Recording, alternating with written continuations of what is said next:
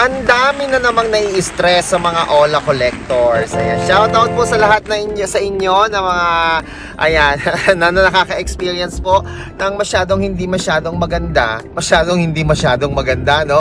Na experience sa Ola collectors. Nagme-message sila na magkakaroon daw po sila ng ocular, physical visitation sa inyong bahay. Meron daw silang mga field representatives na pupunta po sa inyong bahay. Totoo po ba yun, mga kaibigan? Lalo na po sa inyo na nakaranas na ng Ola collecting encounter. Ola collecting encounter. Yung mga nakaranas na tinatawagan kayo, na problema kayo sa pagbabayad, to the point na talaga pong binagabag po kayo, mga kaibigan. Na-experience nyo po ba yon? Yung message po ba nila na totoong pupuntahan kayo sa bahay ay nangyayari nga ba talaga? At kung meron man, saang lugar yan? Baka sabi kasi ng iba sa Maynila lang daw sa Maynila lang daw. Paano kung taga Tawi-Tawi ka, pupuntahan ka ba doon? Paano kung taga Pangasinan ka, pupuntahan ka ba doon? O kung paano kung taga Tugigaraw ka, pupuntahan ka ba doon? Ano po ba yung inyong karanasan? May message ba kayo natanggap? Meron o wala? Napupuntahan daw po kayo. At kung may natanggap kayong message, pinuntahan po ba kayo sa inyong bahay, sa inyong barangay, o sa inyong trabaho? Pinuntahan din po ba kayo, no, mga kaibigan?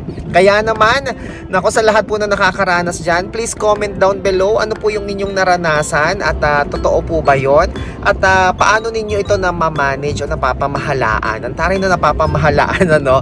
At yun lamang po, mga kaibigan. At shout out sa lahat ng mga nagpapa-cash convert.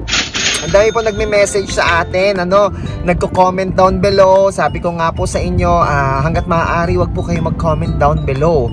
Ang gawin po ninyo ay meron po akong link dyan sa description box sa baba. Makikita nyo po yan sa description box sa baba kung saan nyo po ako pwedeng i-message para matulungan ko po kayo sa inyong GGives cash conversion.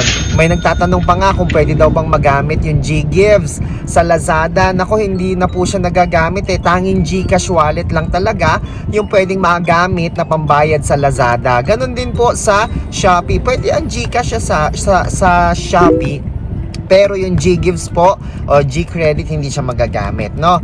Kaya yon, ganun lang siya. At kung hindi mo na siya magamit at gusto mo pa siyang ipa-cash convert para magkapera ka ngayon darating na Kapaskuhan, pwede kang mag-click ng link dyan sa description box sa baba. Yan para matulungan kita. At kung magustuhan mo naman, di magtulungan tayo. Ganun lang naman yung mga kaibigan. Okay? Enjoy the rest of the day. Ako po si Chico. God bless po.